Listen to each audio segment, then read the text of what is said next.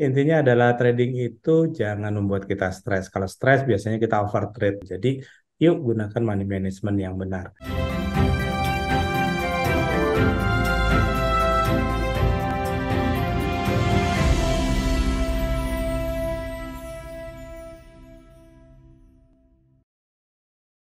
Oke, selamat malam Bapak dan Ibu semuanya. Saya Reza Asun. Kita ketemu lagi di Klinik Forex. Malam ini kita ambil judul FOMC Meeting. Kita akan coba bahas. Sebelumnya kita disclaimer dulu ya Pak Joshua bahwa Imperium Strategi dan Reza Asun tidak pernah mengumpulkan dana dari masyarakat karena dia adalah suatu lembaga edukasi sehingga semua yang mengatasnamakan Reza Asun dan Imperium Strategi di grup WhatsApp atau Telegram yang mengatakan investasi bisa 1 hari 5% itu adalah penipuan. Jangan pernah transfer. Kalau kita ngomong-ngomong tuh the Fed gitu ya. Itu sebenarnya adalah singkatan dari Federal Reserve System. Dia adalah Bank Sentral Amerika Serikat.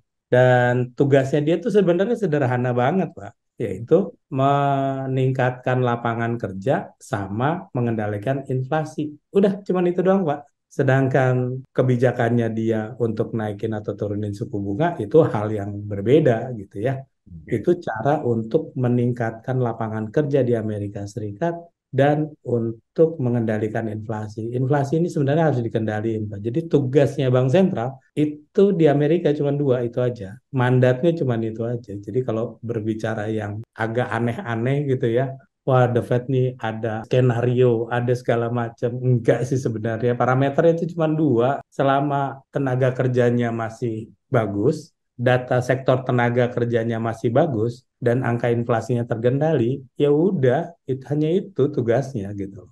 Yang perlu kita ketahui sebenarnya, The Fed ini terdiri dari 3 entitas. Yang pertama itu ada yang namanya Dewan Gubernur. Itu 7 orang, teman. Tapi dari 7 orang, Pak Jos sudah tahu dong siapa yang paling ngetop. Ya Oh iya. ketuanya lah, namanya Jerome Powell lah. Yang keroknya kan dia ya. Sebenarnya 7 orang ini semuanya tuh ditetapkan atau diajukan oleh Presiden, Pak. Dan ke 7 orang ini itu juga disahkan oleh Kongres. Mereka punya kedudukan yang sama sebenarnya. Cuman kan harus ada ketuanya. Nah, ketuanya itu Jerome Powell. Nah, sedangkan FOMC ini terdiri dari 12 orang, Pak. Nah, ini kan lucu ya, Pak ya. 12 orang ini siapa aja gitu. Itu yang pasti Dewan Gubernur 7, Pak. Nah, 4 lagi itu diambil dari Bank Sentral Federal. Di Amerika itu kan ada distrik-distriknya ya, Pak ya. Terbagi jadi bank sentral. Gini deh biar gampang. Bank sentral di negara bagian gitu aja lah, Pak ya. Oke, Nah, itu oke. ada 12, Pak. Jadi FOMC itu terdiri dari 7 Dewan Gubernur, lalu ditambah 4 Bank Sentral Federal, Pak. Kurang satu dong, Pak. Itu baru 11. Nah, satu lagi ini Bank Sentral Federal New York. Nah, itu tetap tuh, Pak. Nggak pernah berubah-berubah tuh. Dari dulu sampai sekarang, itu tuh jagoannya tuh. Satu itu yang di New York itu, Pak. Jadi, Bapak dan Ibu, yang nanti malam kita akan lihat itu adalah FOMC meeting. 12 orang inilah yang menentukan kebijakannya mau ngapain. Oke, kita bongkar satu-satu. Nah, Dewan Gubernur ini tugasnya ngapain sih gitu ya? Ya ngawasin, Pak. Bikin kebijakan lalu ngawasin. Siapa yang diawasin? Bank Sentral Federal. Itu diawasinnya sama Dewan Gubernur. Dia juga bisa membuat kebijakan. Lalu FOMC ini atau Federal Market Open Committee ini itu yang saya sudah sebutkan tadi ya Pak ya, bahwa ada 7 orang Dewan Gubernur ditambah 4 dari Bank Sentral Federal, salah satu lagi Bank Sentral dari New York. Itu meeting itu setahun tuh 8 kali. Tahun ini itu nyisa 2 Pak. Meetingnya nanti hari ini udah meeting nih. Nanti dia akan merilis kebijakannya dini hari nanti. Lalu nanti dia akan meeting lagi tanggal 13 Desember. Komplit tuh udah 8 kali. Dialah sebenarnya yang menentukan kebijakan moneter. Menarik likuiditas atau justru dia akan menambah likuiditas di pasar. Tapi ada juga yang harus kita perhatikan bahwa FOMC ini juga bertugas untuk membeli atau menjual obligasi. Kan pemerintah itu ngejual surat utang ya Pak ya. Ya. Jual surat utang kan mau sama siapa aja boleh ya Pak ya. Nah, tapi kalau udah nggak ada yang beli, Bank Sentral yang nyikat itu Pak, udah pasti itu. Itu ditentukannya di FOMC. Jadi bukannya The Fed gitu, enggak. The Fed itu hanya 7 orang, FOMC itu ada 12 orang. 12 orang ini yang menentukan membeli atau menjual obligasi. Atau justru dia akan menarik likuiditas atau justru menggelontorkan likuiditas. Nah, berikutnya itu adalah Bank Sentral Federal. Kita udah lihat di sini ada 12 bank dan distriknya kita bisa lihat ada yang untuk New York itu New York sama New Jersey dan segala macamnya. Jadi tugasnya Bank Sentral Federal ini itu sebenarnya adalah bagian dari Bank Sentral, The Fed. Lalu untuk di negara bagian, Bank Sentral Federal inilah yang menjalankan semua kebijakan yang telah ditetapkan oleh FOMC maupun The Fed. Nah, lucunya nih Pak Joshua, kan tadi ada Dewan Gubernur ya. Nah, giliran di Bank Sentral Federal nih, bosnya namanya Presiden, Pak. Jadi kita nanti lihat ada Presiden Boston, Presiden New York. Itu sebenarnya adalah Bank Sentral Federal yang ada di negara-negara bagian atau di distriknya. Nah, dia ditunjuk oleh siapa? Dia ditunjuk oleh Dewan Gubernur. Jadi tidak oleh Presiden itu enggak. Dia ditunjuk oleh Dewan Gubernur. Kerjanya itu dia memberikan suatu pelayanan, Pak. Selain dia mengerjakan kebijakan yang sudah ditetapkan oleh The Fed dan FOMC, dia juga melayani kegiatan keuangan tapi hanya untuk pemerintah. Dan dia juga membuat suatu laporan-laporan yang terjadi di wilayahnya dia. Kan kita udah tahu ya di antara bank-bank yang ada di sini itu katakanlah Philadelphia misalnya gitu. Oh itu kan kalau kita lihat itu pasti akan banyak berbicara masalah industri di situ, baik pertanian maupun non pertanian. Bapak dan Ibu semuanya, tiga entitas inilah yang ujungnya disebut The Fed.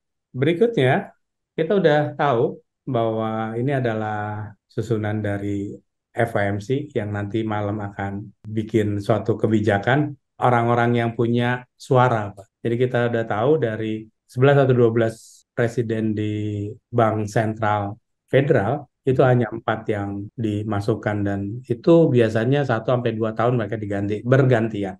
Dan hanya satu presiden dari New York yang nggak pernah diganti. Sekarang bedanya The Fed sama FOMC itu apa sih sebenarnya?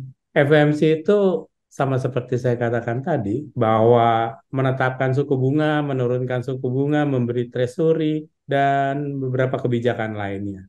Sedangkan Fed, selain pekerjaan dari FOMC, itu juga dia mengemban tugas untuk mengawasi penyediaan layanan keuangan untuk pemerintah.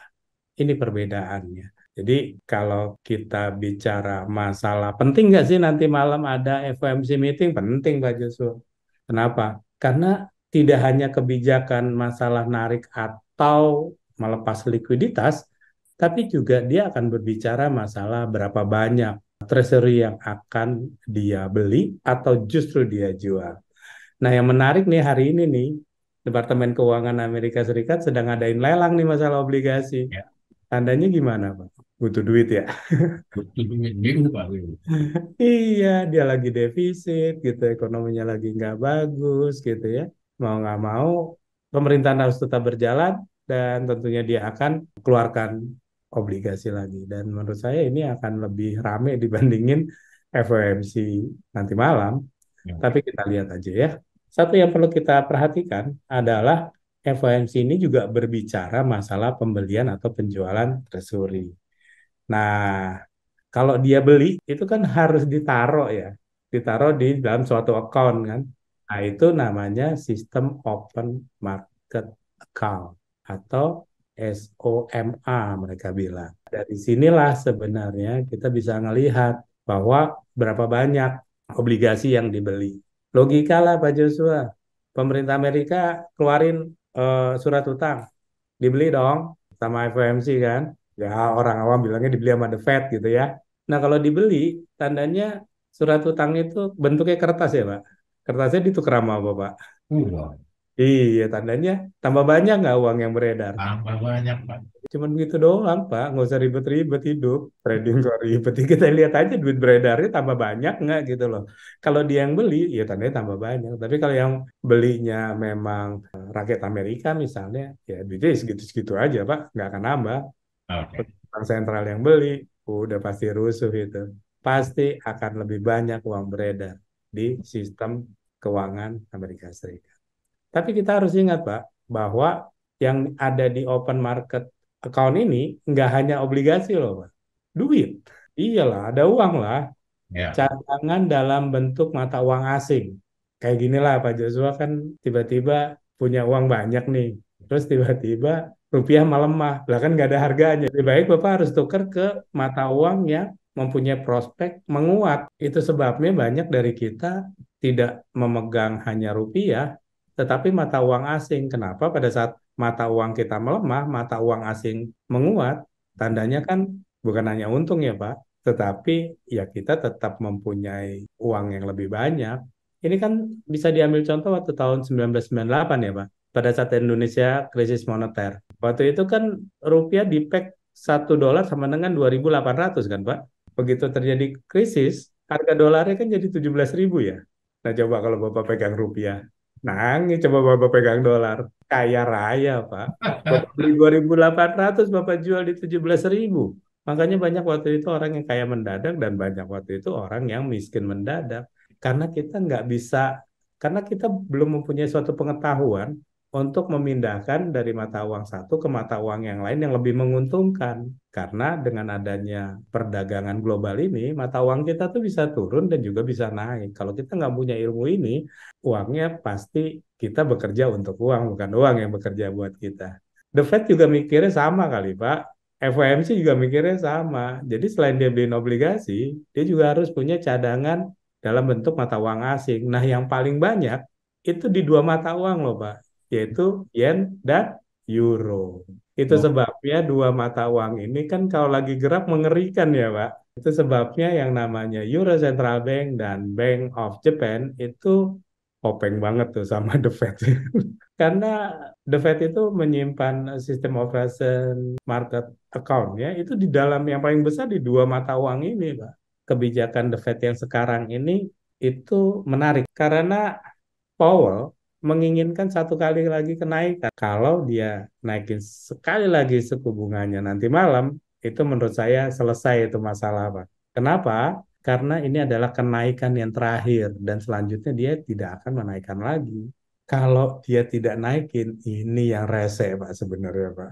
Kita harus nunggu tanggal 13 yes. Desember. Atau jangan-jangan kalau bulan ini dia nggak naikin, bulan depan juga kayaknya nggak naikin juga ya, Pak, ya. Nah, kalau itu tandanya dia tidak naikin, tandanya selesai dong. Tidak akan ada lagi perang terhadap inflasi. Nah, kalau sudah seperti itu, The Fed harus punya keyakinan banget bahwa angka inflasi akan turun. Dan Hmm. kayaknya nanti malam, kalau dia nggak naikin suku bunga, dia sikapnya netral lagi deh. Dia pasti akan bicara, ya sih, kita akan lihat data. Kan selalu begitu ya. Nah, pada saat dia naikin suku bunga sebenarnya, yang menarik buat saya adalah resiko inflasi akan jauh lebih besar, Pak. Itu sebenarnya pada saat dia naikin suku bunga nanti malam, kalau itu terjadi kejadian, harusnya dolar akan melemah. Kenapa? Risiko terjadinya resesi akan menjadi jauh lebih tinggi. Nah, pertanyaan kalau nggak naikin gimana? Ya, kalau dia tidak naikin, saya harus dengar dulu Powell ngoceh apa gitu. Dia bikinnya nadanya hawkish atau dovish. Walaupun kita udah tahu nggak mungkin hawkish lah. Kalau dia bikin hawkish, terus Ukraina belum selesai, lalu di Palestina juga belum selesai, angka inflasi itu bisa naik sendirinya loh. Tapi apapun itu, yang menarik sebenarnya adalah USD Japanese Yen ya Pak. Naik nggak ada akhlaknya. Katanya mau di pack 150, nggak taunya begitu di pack 150 ditaik ke 151 gitu ya. Memang banyak pengamat mengatakan bahwa 152 adalah targetnya dia. Ya, Hmm. kalau tidak sampai di 152, ini turunnya dalam kalau menurut saya. Karena Hmm. yang namanya mata uang yen Jepang kita udah tahu dia adalah salah satu yang disimpan oleh The Fed. Nah, kalau kita lihat, Pak, tahun 2020 itu The Fed punya 0,87 triliun yen, Pak. 2021 punya 1,4 triliun yen. Tahun ini dia punya 1,24 triliun yen. Yuk pakai logika, Pak. Tandanya tahun 2023 tambah banyak nggak? Nah, kalau dia tambah banyak, kan dia naik Pak dari 1,04 di tahun 2021, langsung lompat ke tahun 2023 1,2 triliun yen. Tandanya kan banyak banget ya yang dibeli ya. Coba, pada saat dia 1,24 triliun yen, lalu mata uang yennya melemah, dia Hmm. rugi nggak, Pak? Intinya adalah pasti dia akan butuh suatu keseimbangan. Apakah 151 ini menjadi puncaknya? Kita harus tunggu The Fed ngomong apa dan kita juga harus lihat bagaimana lelang obligasi yang nanti malam akan di launching sama Yellen. Bapak dan Ibu, kalau kita bicara masalah FOMC, sebenarnya FOMC adalah salah satu entitas dari The Fed selain Dewan Gubernur dan Bank Sentral Federal. Kita udah tahu bahwa FOMC itu membuat suatu kebijakan moneter dan The Fed tentunya mengawasi. Selain membuat kebijakan, dia juga mengawasi apakah kebijakan ini berjalan di setiap negara bagian yang dilakukan oleh Bank Sentral Federal di masing-masing distriknya. Dan tentunya Bank Sentral Federal ini juga melayani kebutuhan untuk pemerintahan.